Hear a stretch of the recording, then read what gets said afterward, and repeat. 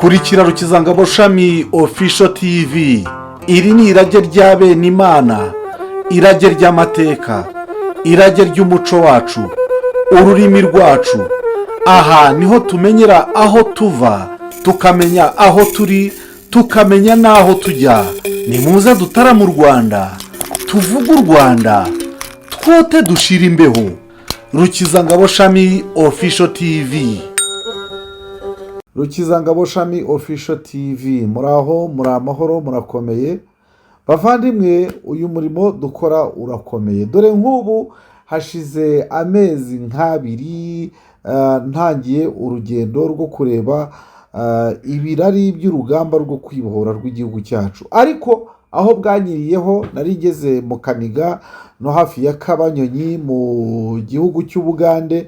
Aho ngaho sinigeze mpabereka, ariko narahageze ndavuga nti reka mbanze nkore tumwe nkore n'utundi, kuko abakunzi banjye mwebwe muracyahari. Ndavuga nti igihe nikigera nzahabereka. Ngaho rero igihe niki, mbere yo kubageza kuri icyo gihe ariko reka mbanze mbibutse ko muri Car Free Zone y'umujyi wa Kigali ni ahantu heza cyane ku rwego rw'isi harazwi. Ubu ngubu harabera exhibition, harabera imurikagurisha, harabera expo irimo ibintu byinshi bya made in Rwanda, ibyerekeranye na smart kitchen, ibyerekeranye n'abantu benshi b'inganda ntoya. Ubu ngubu barahari kugira ngo bigende bite rero, barahari kugira ngo duhahe kuri make muri iki gihe twegerera iminsi mikuru ya Noheli n'Ubunane. Nyamuna nyarukira muri Car Free Zone hanyuma uhahe kuri make. Ibiciro byaragabanijwe kuva kuri 11 kugera kuri 30% ndetse na 50%. Wahagera ugahaha. Ni igikorwa cyateguwe na Mopass ni company ishinzwe ibintu byo gukora event management, bakora ibintu nk'ibyo kandi nanjye turafatanyije muzahansanga. Ngaho rero nyarukirayo ujye guhaha ibya Noheli na Bonane, umwenda mwiza, ibintu byo kurimba, imipira y'abana ya Noheli na Bonane. Yego, ibyo byose rero birahari.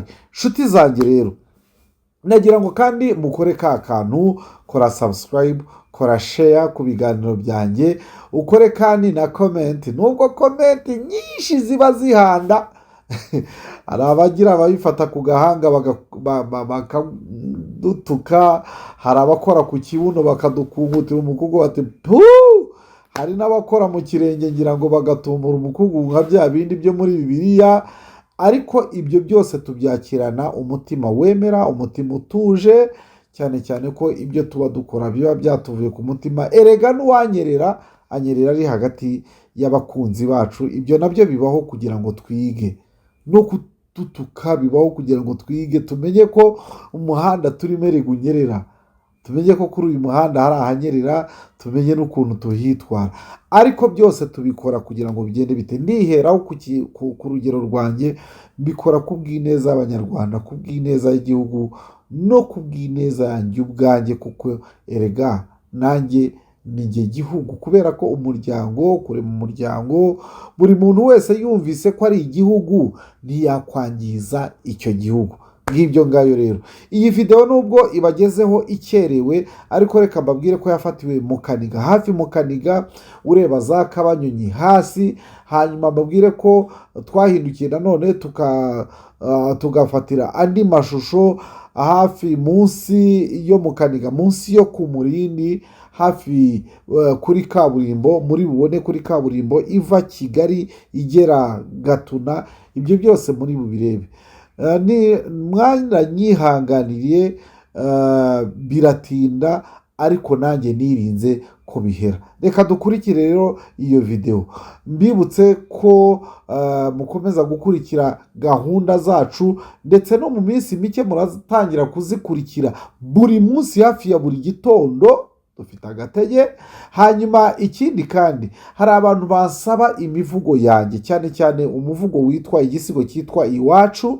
Icyo ngicyo ngiye kureba uburyo bwose nshobora kugikorera amashusho, nubwo bihenze, ariko burya kugeza ku bantu bihenze nabyo nibyo byiza. Ngiye kushaka uburyo nagikorera amashusho, ariko mbere yo kugikorera amashusho kubera ko cyakunzwe n'abantu benshi, ndabanza nkibagezeho mu buryo bw'amajwi asasiye. Ibyo nabyo birashoboka cyane, ariko abantu bakareka kuburira ibintu aho biri. Twirinde ko abantu bashobora gukama ikimasa, ntabwo byaba ari byiza. Reka dukurikire rero iyo videwo nakoreye aho ngaho mu majyaruguru y'u Rwanda, hanyuma mukomeze mukurikire gahunda zacu kandi zikomeze kubaryohera. burije niko bimeze. Aha ngaha mubona ni mu Rwanda. Rukizangabo Shami Official TV abagejeje ku mupaka wa Uganda, tuwuvanye iyo tuwugejeje ahangaha rero mureba inyuma yanjye naho bita Rwene. Ibi bishyimbo bya mushingiriro ntabwo biri mu Rwanda, ariko ababihinga ni Abanyarwanda, ngo iyi mirima baba barayiguze n'Abagande. Nshuti bakunzi bacu rero, uru ruhande ni mu Rwanda, ariko urunguru nk'uko kamera zacu zibibereka ni muri Uganda. Abahungu bacaga ahangaha n'ubundi bakaza bagataha iwabo.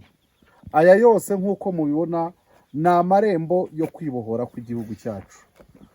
Barabivugaga nk'uko nababwiye, hirya ahangaha ni mu Kaniga, muraza kuhabona. Barabivugaga ngo zateye zitwikiriye ijoro, ngira ngo zabaga zambaye n'amakote maremare asa nk'aya, iyi ni raincoat, ariko baravugaga ngo zaje zitwikira ijoro, hanyuma zinjirira zica za Kanyantanga, zica aha za Rwene, hanyuma zinjirira mu Kaniga. Ibyo se biravuga iki?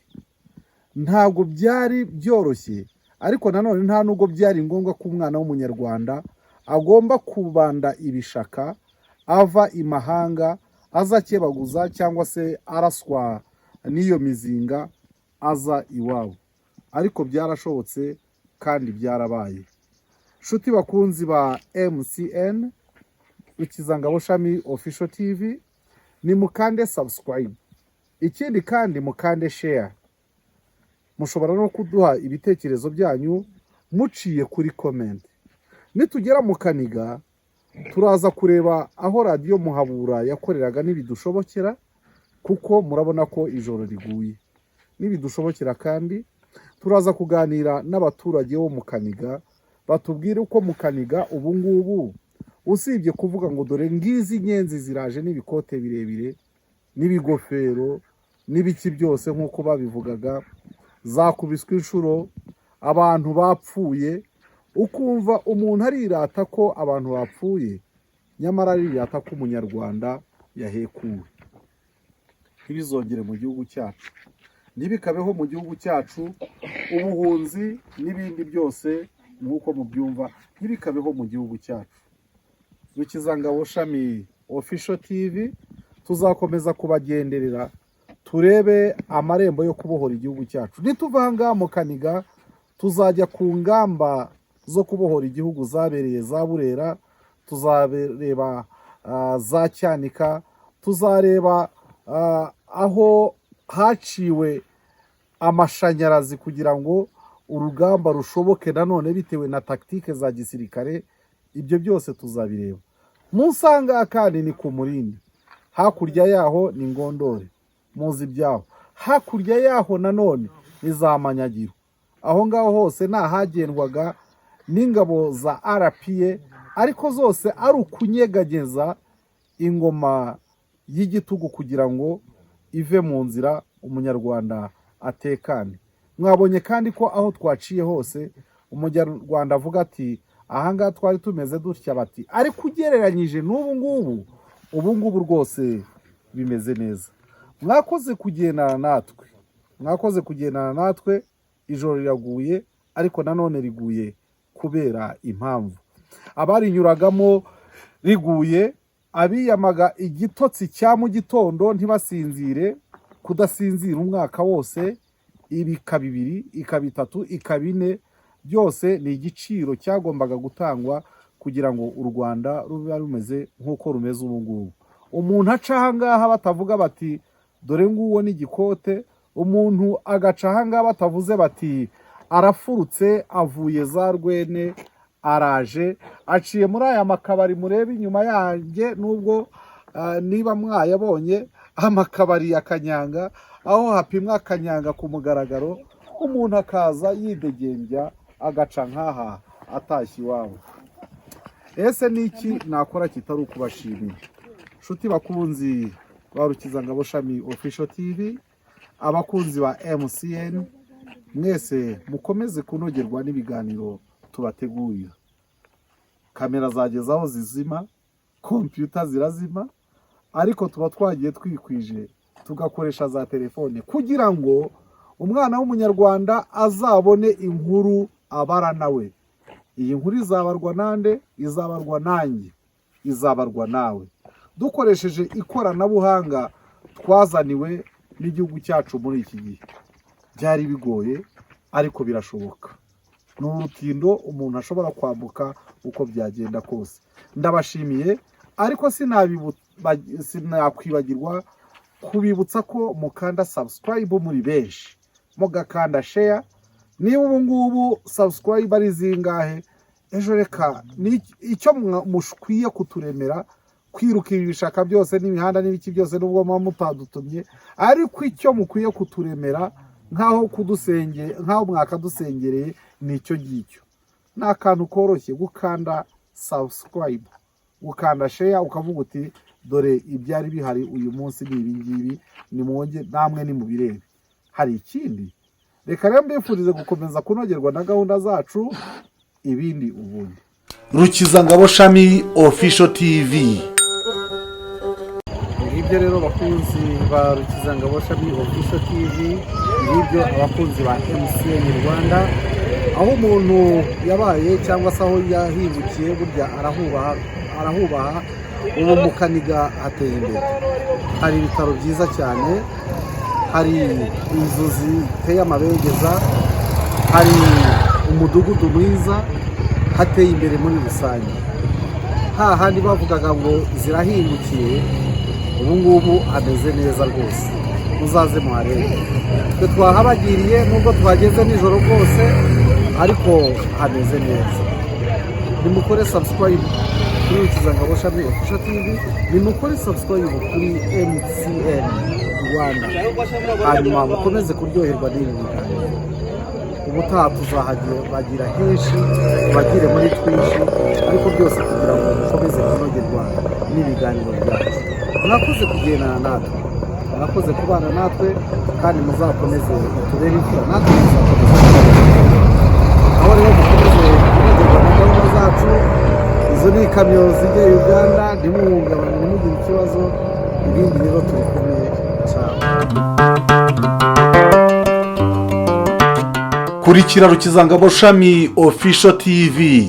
Iri ni irage rya bene Imana, irage ry'amateka, irage ry'umuco wacu, ururimi rwacu. Aha niho tumenyera aho tuva, tukamenya aho turi, tukamenya n'aho tujya. Nimuze dutara mu Rwanda, tuvuge u Rwanda, twote dushira imbeho.